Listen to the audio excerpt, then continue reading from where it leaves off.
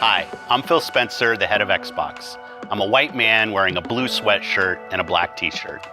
At Xbox, we believe that gaming can bring joy and community to billions of people, including the more than 400 million players with disabilities. We work constantly to improve accessibility and couldn't do that without the community.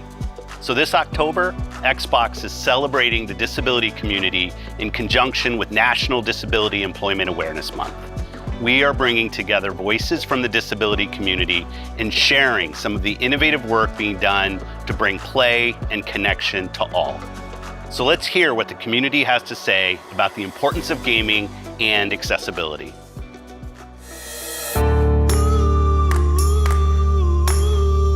The first time I played a game that was accessible to my needs, I felt free.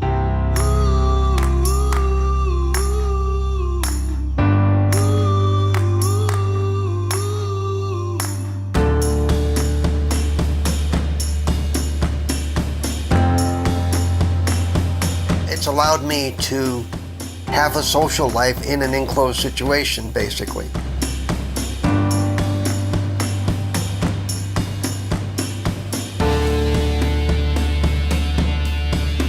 We're working together across so many different disabilities and needs to find those solutions.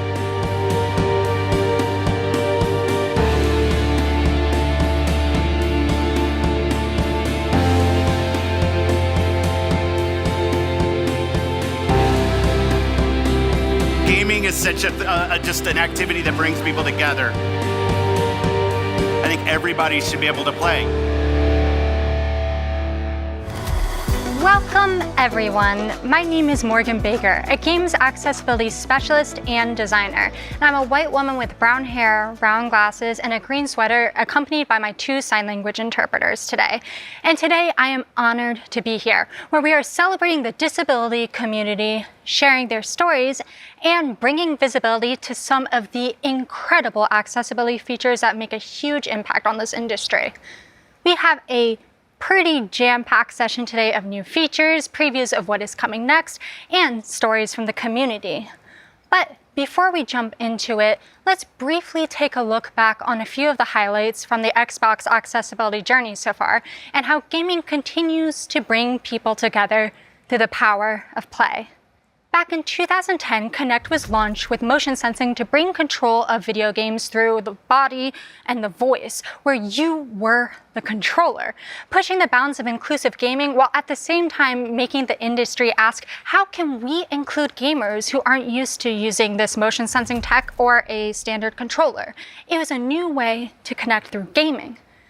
Fast forward to 2018 when the Xbox Adaptive Controller released. Grounded in the concepts of inclusive design and by partnering with the community to create this hardware, the ZAC opened more doors to gamers with mobility disabilities to play and connect with their friends and family. This in turn spawned deeper questions from the developer community of what it really means to be accessible in gaming, resulting in resources like the Xbox Accessibility Guidelines. And it resulted in more accessibility features, including Copilot, which enables 2 controllers to function as one, proving to be helpful to anyone who needs more than just the standard setup. We've even seen an expansion on the scope of what accessibility means, creating features for players with or without disabilities. A fantastic example of this would be the game Grounded. And no worries, we are not showing any spiders today. I don't want to see them either. But in Grounded, players are given a prompt about the game's arachnophobia safe mode, which essentially changes the number of eyes and legs to make them not so scary. These innovations are critical steps and have made it so that gaming can occur at the global scale for anyone who wants to play, even during the middle of the pandemic.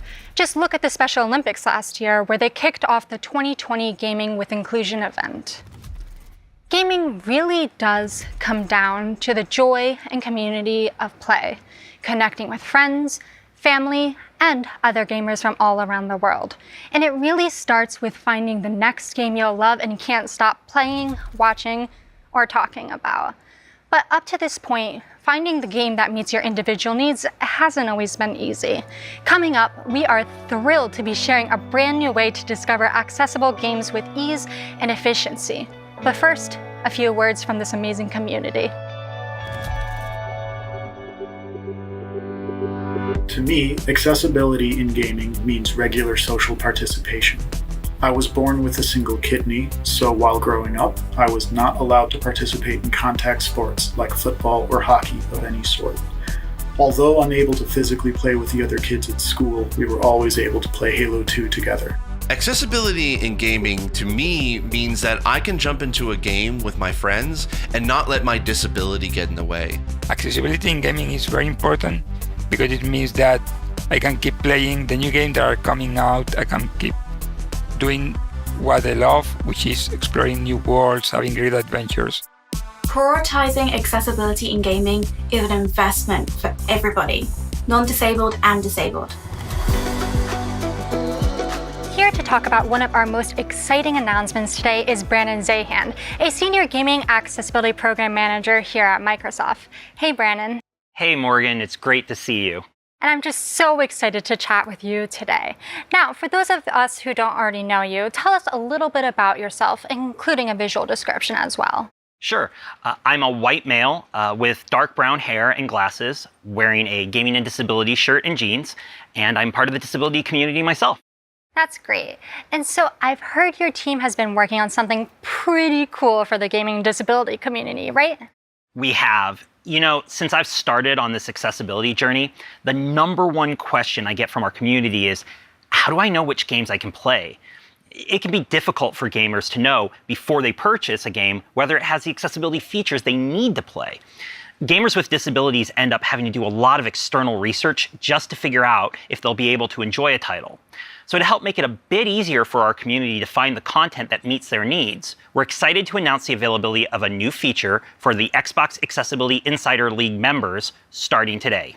Well, as I say, nothing about us without us. But before you dive into the details of this new functionality, can you tell me a little bit about the Xbox Accessibility Insiders League? Yeah, the Xbox Accessibility Insiders League is a public group of players self-identifying as having a disability, as well as disability advocates who want to provide feedback on their experiences with our gaming products. Anybody with an Xbox or PC can join through the Xbox Insiders Hub.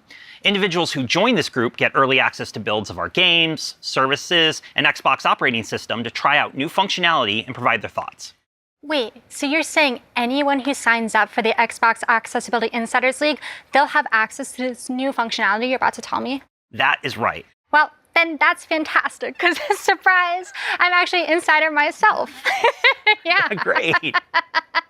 So then, spill it. What's this cool new functionality? Well, like I mentioned, the challenge we're trying to solve is how we can make it easier for gamers to find content that works for them. Game Pass has been really helpful in many regards with this, as gamers with disabilities can try a bunch of games to see which works best for them without having to put down a lot of money up front. But we know we can do better. So, to that end, we're introducing a new feature in our store that allows game developers to flag their titles with specific accessibility features so consumers can know before they purchase or download a product. Brannon, you are blowing my mind right now. Being able to find a game with a specific accessibility feature right in the store is going to be a complete game changer, pun intended. So, tell me, how does it work exactly? So for our first iteration, we've created a list of 20 common accessibility features that our community looks for based on extensive user research and discussion with our gaming and disability community. Things like narrated game menus, subtitle options, input remapping, full keyboard support, and single-stick gameplay. These features, when selected by a developer, will show up in the Xbox store when browsing games. In addition, publishers can add a link to additional accessibility information on a web page directly from the game details page. Okay, so let's say I want to find a game that has subtitle options. How would I go about doing that? Well, we've created a brand new accessibility spotlight in the Xbox store where users can find products that have one or more of these features. We also give folks the ability to investigate titles by feature category, such as audio or visual features. And in coming months, users will be able to filter search results in the store by one or more of these features, along with other categories of information, to find the perfect title for them. Well, it sounds like you have been busy in all the best ways. So, what does a developer have to do to let users know about these features in their games? Right. Well, each accessibility feature has a set of criteria. That's to ensure that there's a consistent quality bar for each of these features.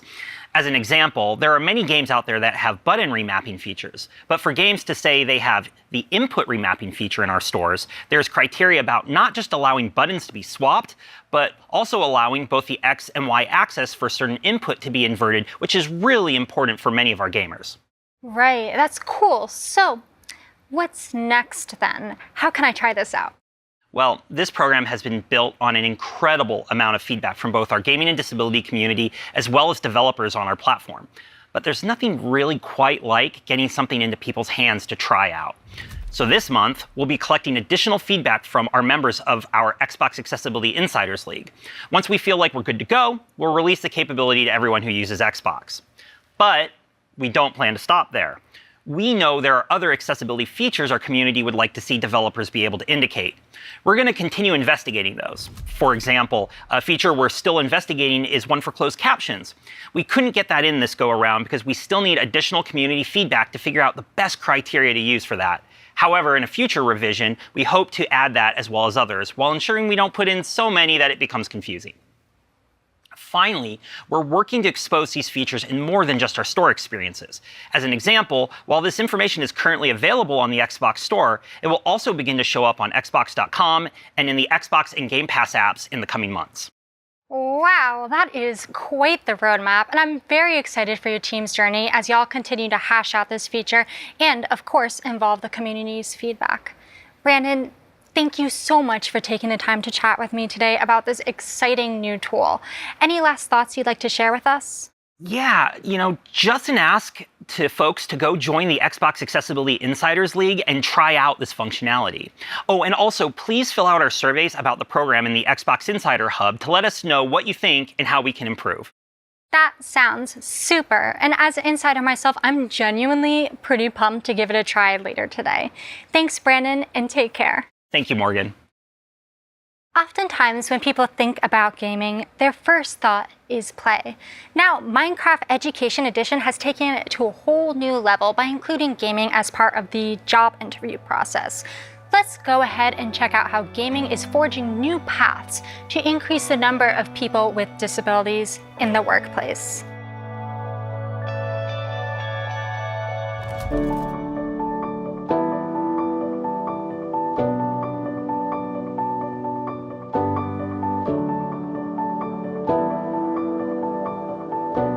Interviewing can be difficult when you're neurodiverse. And for me, being on the autism spectrum, I had really struggled with this insecurity when it came to jobs and applying to them. When you've been pushed back again and again and again, it wears you down. It is difficult for some people to accurately convey their skills and abilities in a traditional interview format. Every aspect of the Microsoft Neurodiversity hiring program has been designed to help our candidates be successful. Our program spans over the course of 4 days to help set them up for success in their final round interviews. Using Minecraft, we're able to really see that talent for all that it is and make decisions based on absolute skill. The Minecraft thing was unexpected. I didn't know what was coming. And it was a really happy change of pace. It was surprisingly interactive. It felt a lot more personal.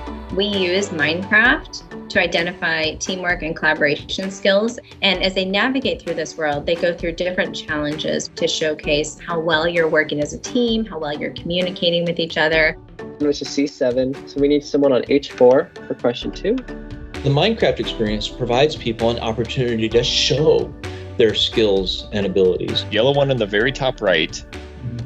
To the left of that one, put a yellow block. They can choose to communicate through the text feature, or they can communicate over the Teams chat that we're using. They can choose to have their cameras off or on.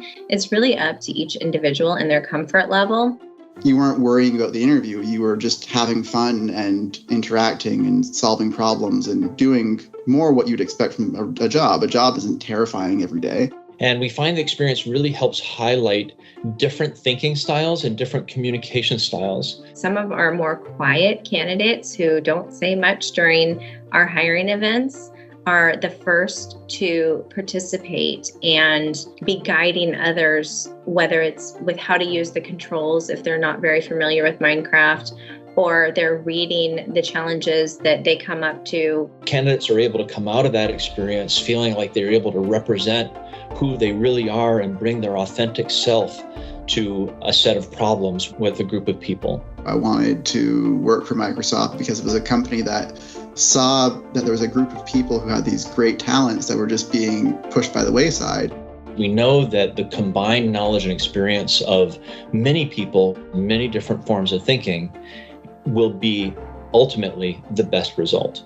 If we hire neurodiverse talent, if we hire talent with disabilities, we're bringing not just their skills in whatever discipline they may be, we're also bringing their incredible insights and strengths as individuals with disabilities. Being able to be yourself is the most important thing that anybody can give you. And so having, again, the opportunity to have somebody say to you, like, you be who you are, you do things the way you need to do them, and we're going to work with that, is life-changing. That's the core nugget of this program that is unique, but I hope spreads and scales to every other hiring process around the world.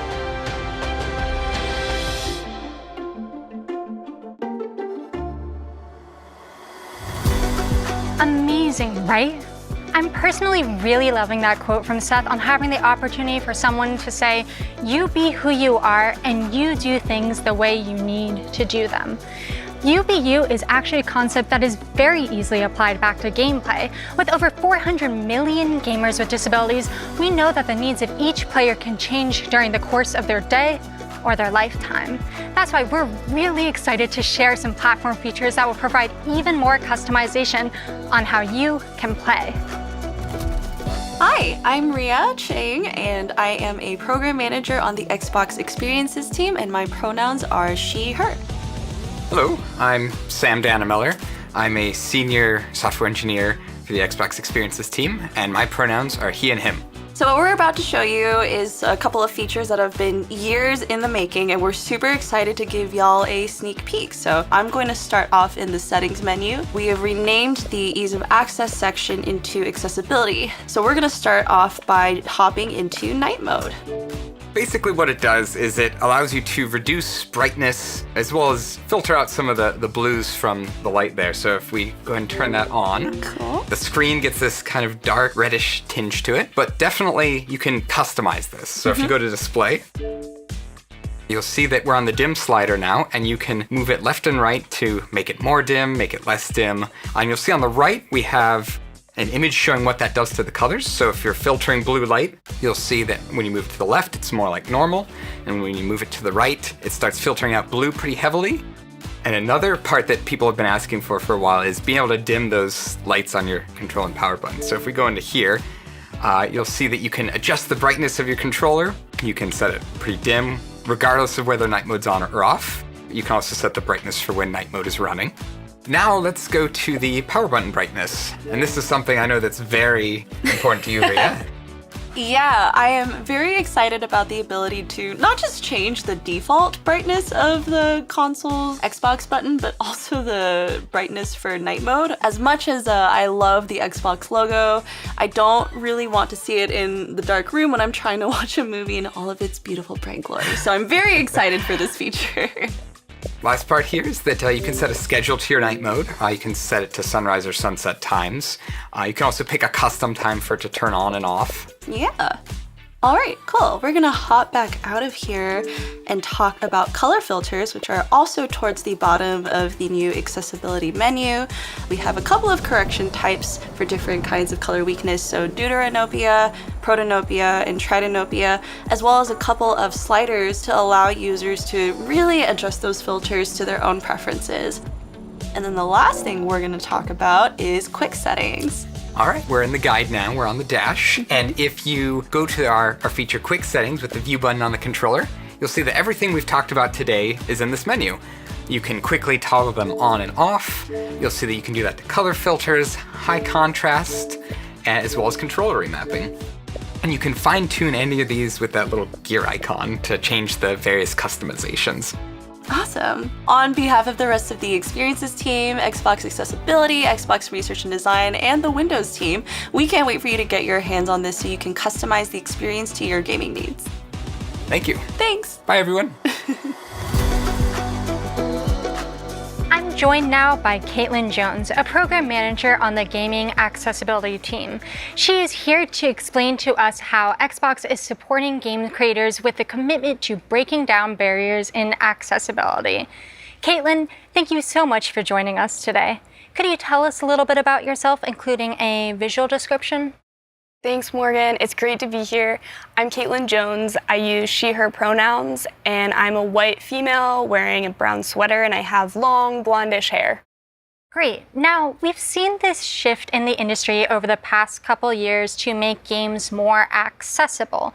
How is Xbox using its influence to encourage and help developers include accessibility in the development process? Absolutely. At the end of the day, gaming starts with creating, and we want to provide developers with the resources needed to better understand what game accessibility is and how to actually develop and create accessible experiences from the technical side of things. Right, that totally makes sense to me. And what kind of resources are out there right now to help developers better understand games accessibility?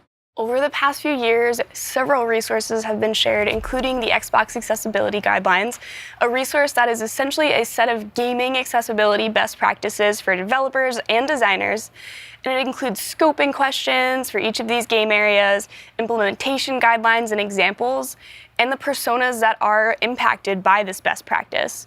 We also have the Microsoft Gaming Accessibility Testing Service, which is a service that provides validation for titles against the Xbox Accessibility Guidelines, and the Gaming and Disability Player Experience Guide, which introduces commonly posed barriers and facilitators for players with disabilities. Wow, these are such great resources to start with, and truth time, I immediately use some of these resources almost every day myself as a game designer. But how are we making it easier for developers to find these resources? That's an awesome question and allows me to share the next step on our journey to help developers with a pre-announce that these resources will be more prominently included in the Gaming Development Kit, which is now consolidated into a single place, and all of this will be launching in the next GDK release. Love that. Games accessibility really is its own field, and it's super awesome that y'all have taken the time to compile all these different resources together. So I do wonder, when it comes to learning, it's kind of hard to know whether or not we're on the right track. How are you helping others in the industry to better understand the space and prove out their knowledge, so to speak? Great question. Today we're also excited to announce that later this month, Xbox will be launching a new Gaming Accessibility Fundamentals learning path. And this is a free learning path on MS Learn to prove out your knowledge of game accessibility. The learning path will introduce a series of different modules that provide an introduction to the gaming and disability community, how to collaborate with the disability community, an overview of the common gaming assistive technologies that players may use, and best practices for game titles, platforms, and gaming hardware as well. That's incredible. Every one of these modules sounds super cool, and honestly, I just want to do them all right now. It's super exciting to hear you say that. It's going to be a great resource for anyone that's already familiar with gaming, but is looking to learn about game accessibility for the first time in a way that's easy to understand and comprehensive. And personally, my favorite part is that learners will be introduced to these assistive tools and hardware that players may be using, and really walk away with a deeper knowledge of the holistic gaming experience and how each of these aspects are really interconnected when it comes to approaching accessibility. Well, I agree that accessibility is a broad field that can really take time to become an expert in. And I feel like every day I learn something new about games accessibility myself. It is great to see these resources being made available to people all across the industry. So when and where can the community get access to this? Please tell me it's soon. Be on the lookout for the official launch later this month on the MS Learn platform. Well, now I'm all excited. Can't wait to get my Gaming Accessibility Fundamentals badge soon. Thanks so much for joining us today, Kaitlyn. Thanks for having me. Now we're going to shift gears a bit and showcase how accessibility features like Copilot bring the power of connection and play within games themselves.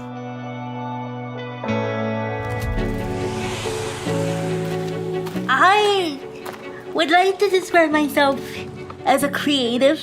I like to write. I really like to read. I love to play video games. Growing up with Lindsay, having cerebral palsy, was growing up as it was with any younger sister, I'd say. I've always made sure that she was included in whatever I was doing. But there were always certain games that I was like, oh, I wish I could play this, but it's impossible. I don't have the fine motor skills to be able to do it. I remember reading about Copilot mode when Microsoft announced it. It's basically two controllers being used for one input. The character on the screen could both be moved forward by player A and player B. I immediately hit on the fact that that was going to be something that me and Lindsay could do. The very first thing that I was able to do on Copilot was make a little stone house on Minecraft. I cried. I legitimately cried because I was finally free to experience all these video games that my brothers always talked about. Xbox was the only place Lindsay could have had that experience. When the Reddit post happened, I was overwhelmed. I was expecting it to be, slightly popular, but no, it got thousands of upvotes. If I had gotten one person to learn about Copilot and use it in their family and have a similar impact, then this was worth it. Everyone, regardless of their experience, has something to bring to the table. My dream for the future is a future where things like Copilot, it isn't big news because it's everywhere.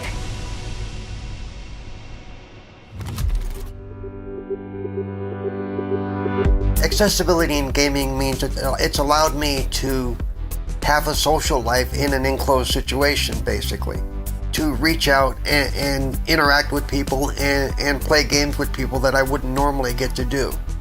And that's a very special feeling for me, and it stopped me from feeling so lonely and alone. Accessibility in gaming means leveling the playing field so everybody can play together. Accessibility in gaming gives me ownership of my experience, and it empowers me to play how I want to play. I didn't realize how much I needed it until I had it. Just because I play differently does not mean that my value as a gamer is lesser.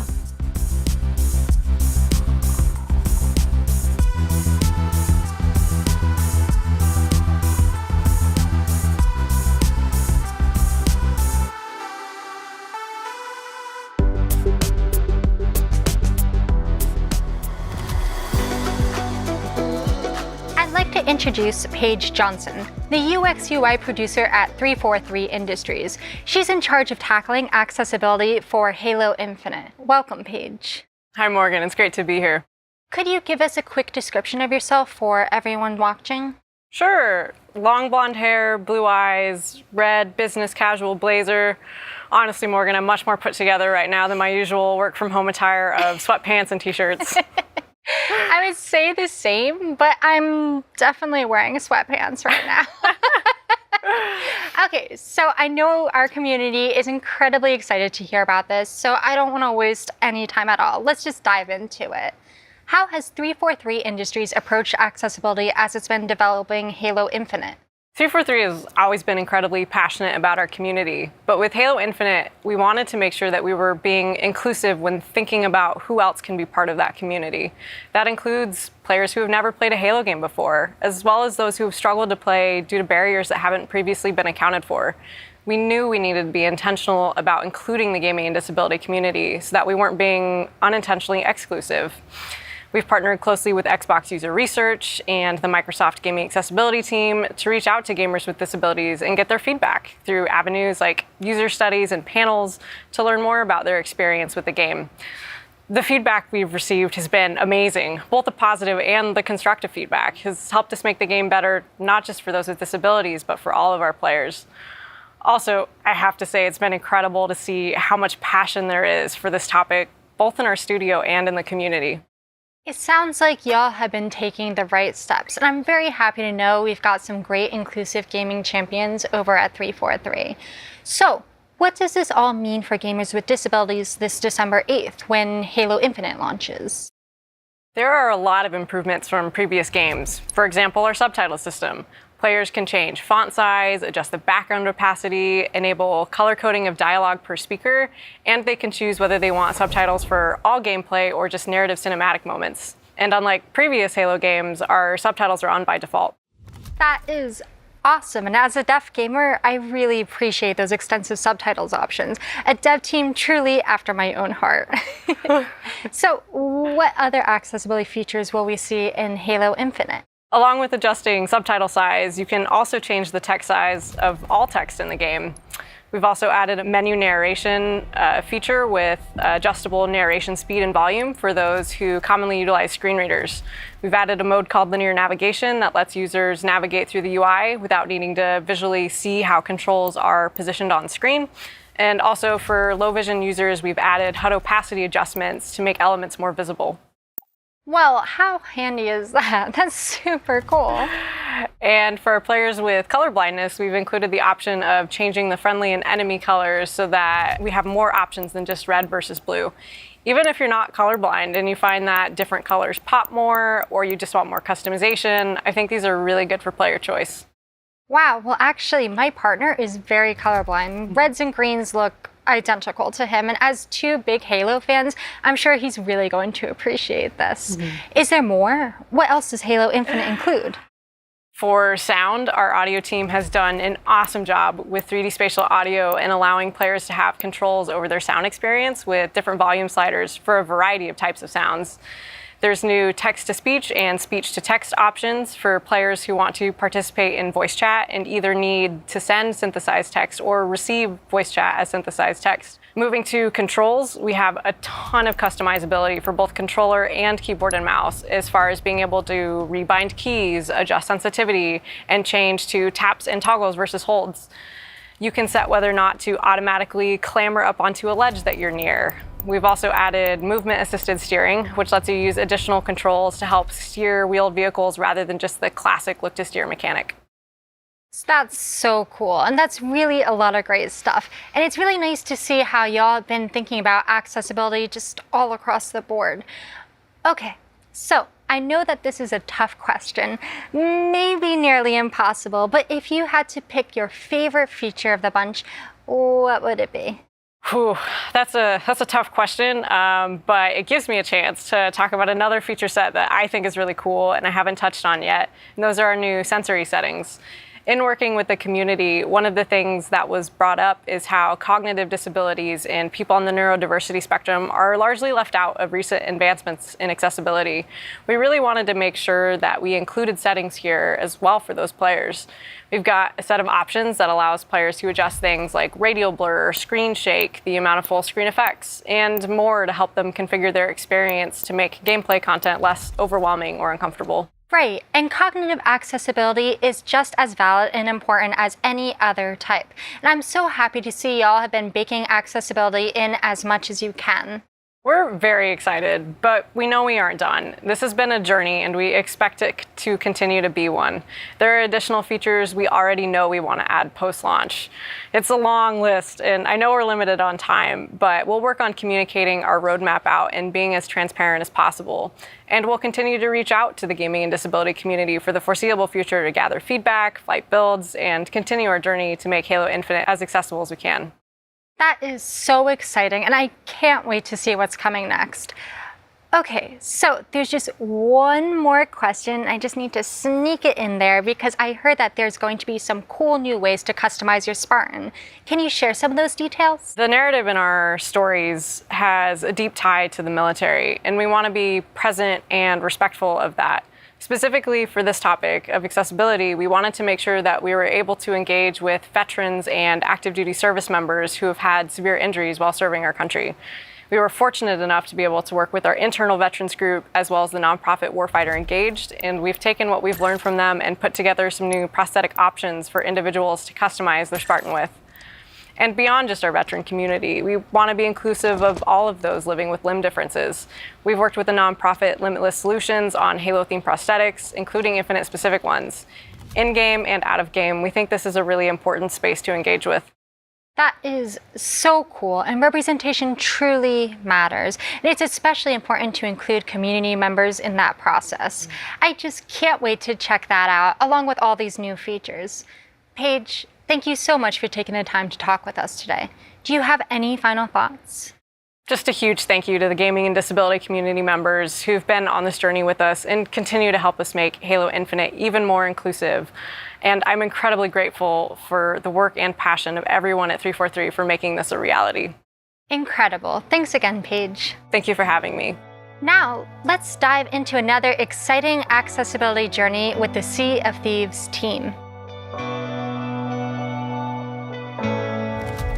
Like many of our players sailing the Sea of Thieves, we ourselves have been on a journey, but ours have been one of accessibility over the last 3 or 4 years. We've got a commitment to try and introduce as many accessibility options as possible. Since launch, over half of our updates, our builds released to the players, have included either accessibility options or improvements on existing accessibility options. And even in the last 12 months, we've released nearly 30 new or improved accessibility features, like minimum text size so that everyone can read what's going on in the UI and in-game, and narrating emotes so that those with visual impairments can understand what's going on in the world. If their player is hiding in a barrel, then they too can live in the japes as well. It's like going, oh, he's pretending to be a banana. It's fine.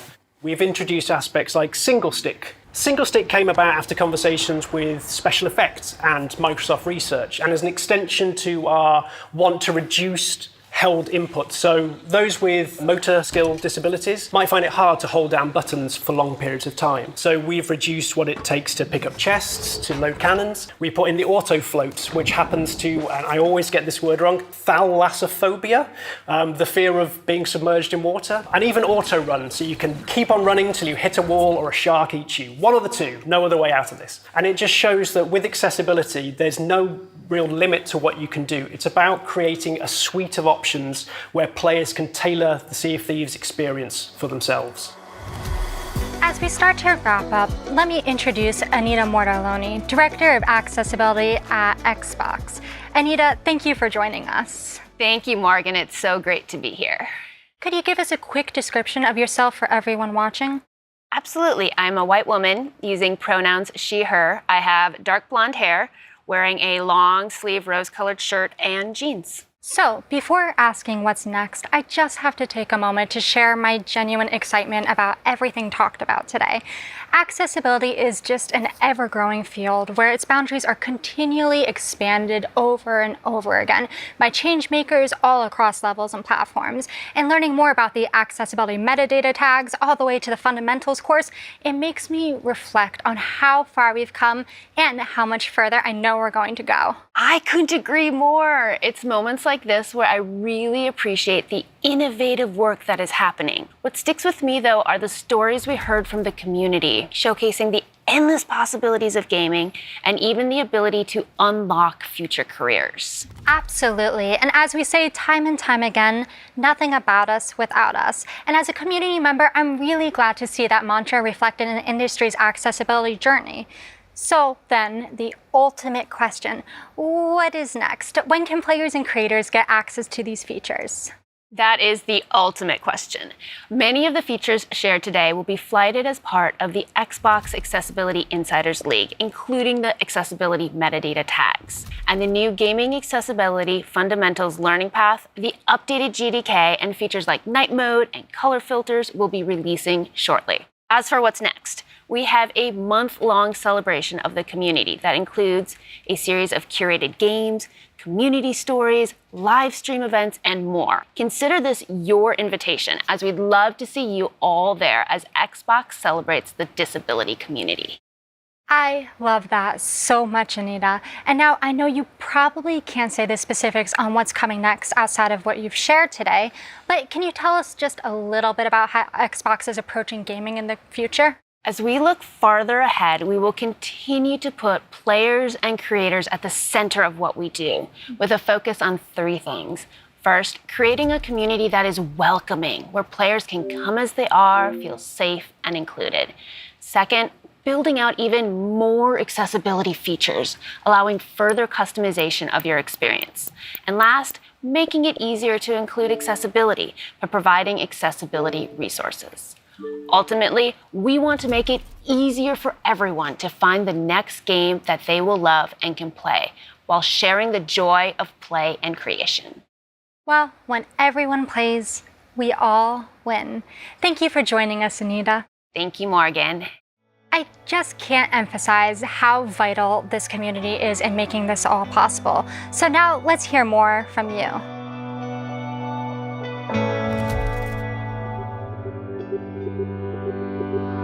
The first time I can recall playing a game that really struck me as being accessible to me was L.A. Noire, which allowed me to skip parts of the game, the driving sections in particular, that I had issue with after 4 or 5 failures. That was the first time that I went, okay, these guys are thinking outside of the norms and allowing you to just continue with the story, and that was a very special moment for me in my gaming history.